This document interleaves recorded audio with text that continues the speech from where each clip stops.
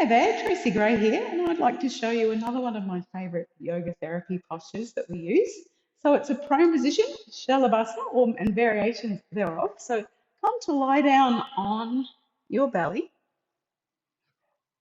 and firstly, just float the legs up into the air. Squeeze the elbows in so we start to feel the engagement in between our shoulder blades.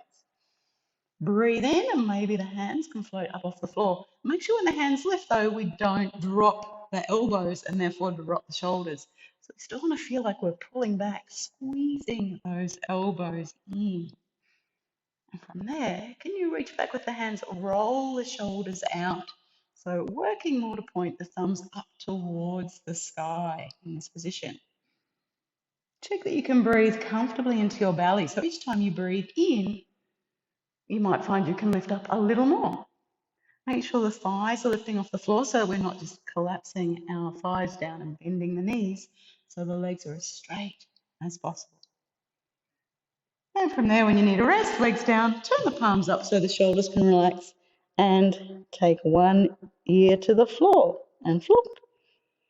And then take the other ear to the floor as well, so that you stretch the back neck on both sides. And then from here, we work opposite arm and opposite leg again. And so this helps with any imbalance that you might have in your body. So arms out in front. So I find it's always good with my clients to start with the thumbs pointing up, because that way we're already starting to externally rotate through the shoulder. So notice what happens when the palm faces down, the shoulder tends to roll in. You start with the thumbs pointing up, we're already starting to externally rotate. And then breathe in, lift your right leg and lift your left arm. Again, working at turning that palm upwards towards the sky a little. And exhale, coming down. Breathe in, swapping legs. So left leg, right arm, and down. So breathe in, work slowly with your breath.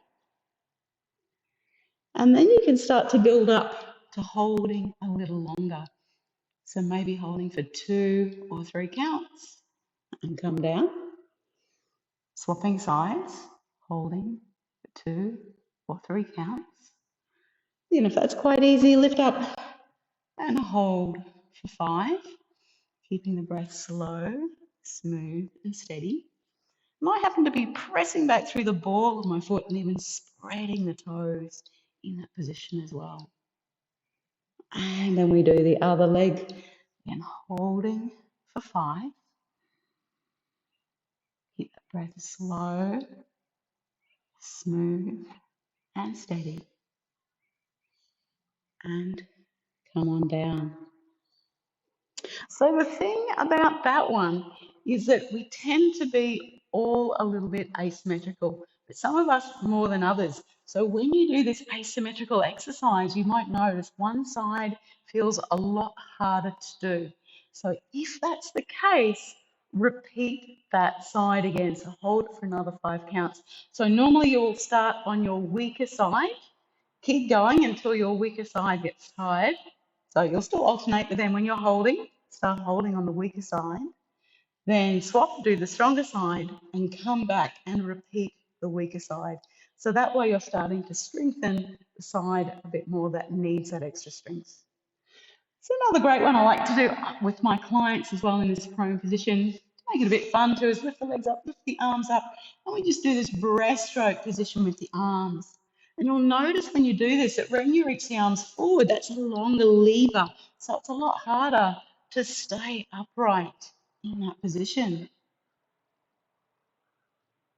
So do as many swimming strokes as you can. Again, make sure you're not holding the breath. The breath stays smooth and steady. And then when you're ready for the rest, legs down, palms up by the side. Take one ear to the floor and flop. Just a little bit of a rock side to side with the hips is also nice to help release the back. Make sure you turn the head the other way. So rocking is always really comforting for our nervous system. It helps calm the nervous system. And that's why we rock babies when we want them to calm down and go to sleep as well. So there's some great prone exercises for you to have a go at. They're really good at strengthening through your back body. A really great therapeutic tool to use. So give it a go. If you've got any questions, please place them in the comments.